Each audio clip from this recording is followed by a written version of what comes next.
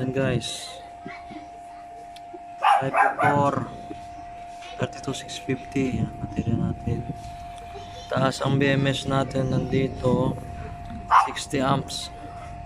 Tapos itong active balancer mayroon din kasi sa ganitong kalaki. Ito yung battery capacity, tapos voltage, tapos positive, negative.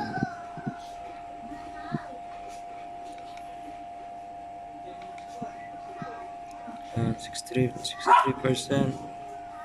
Di pa kasi ito na charge, galing factory yung baterya. 13.0. Itong baterya nasa 110 isa. Tapos yung BMS natin dali 60 amps, sabi mo ng 1K, plus itong active balancer sabi mo ng 500 para madaling kwentahin. Tapos mga accessories nya, tabbing wire natin, yan, tanso guys, copper para less resistance.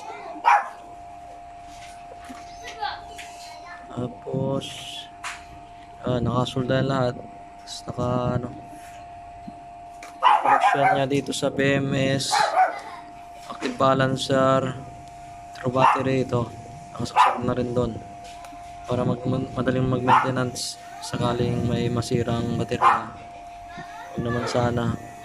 Tapos ito guys, huwag nyo kalimutan itong insulator, importante ito sa 32650 kasi nandito yung positive, tapos yung body nya negative, mga tumama magkakaroon siya ng short circuit.